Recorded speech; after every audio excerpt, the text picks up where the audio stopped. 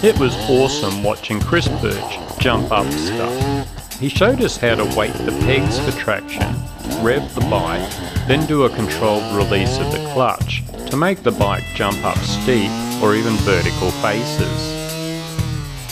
As it gets steeper, speed works against you, so it helps to start very close and use the clutch to launch the bike up.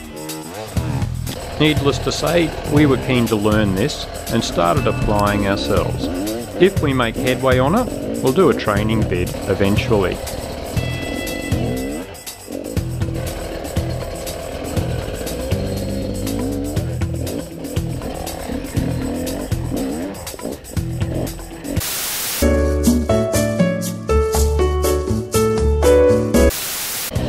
On our last ride we messed around on this very long steep rocky hill that was great for practice.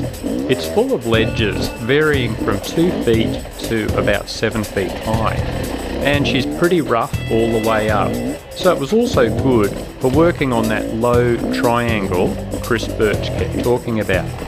Keep the triangle formed by your hands, butt and helmet low on the bike.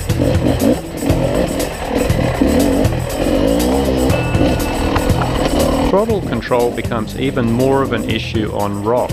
The bike gets good grip, so every blip of the throttle tends to launch the bike forward. And two-strokes have such a crisp throttle response, they need a gentle right hand.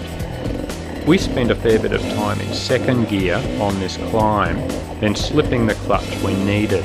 It was much easier to control the bikes then.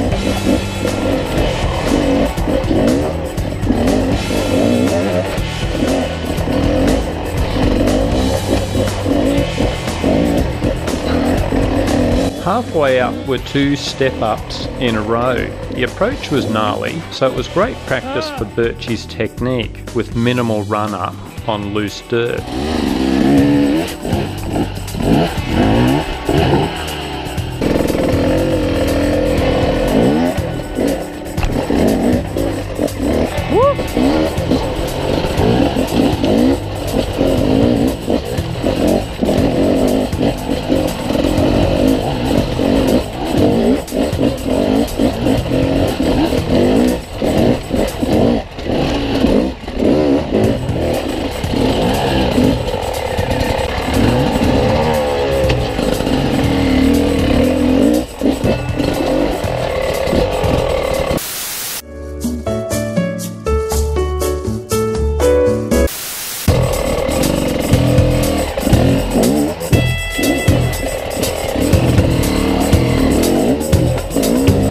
Buggers, this is a tough, exhausting climb. I'm so glad I've got those steg pegs fitted to anchor the legs so the upper body and arms aren't working so hard.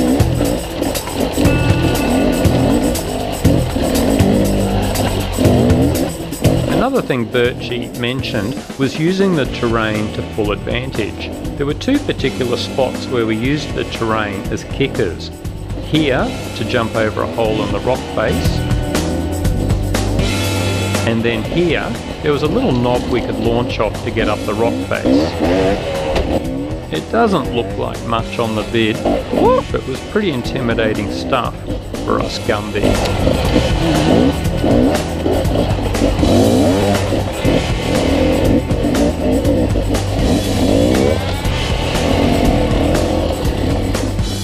So we kept at it until we wore ourselves out.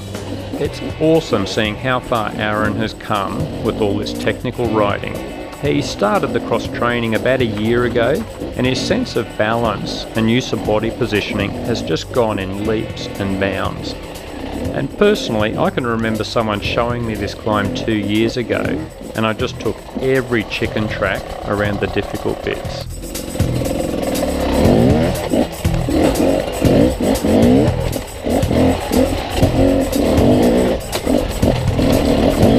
Out of interest, Aaron put a thicker base gasket in his Kato after a top-end rebuild to drop the compression.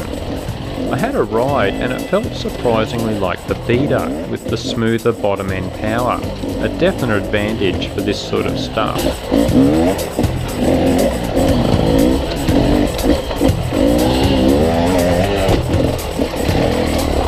A bit of a heads up, I've had quite a few guys asking me about the Motos hybrid tyre, a blend of trials tyre and knobby. I've got one now and I'll try it out when the Beater's current rear tyre wears out. Sounds like it could be our perfect tyre for cross training. Catch us next time.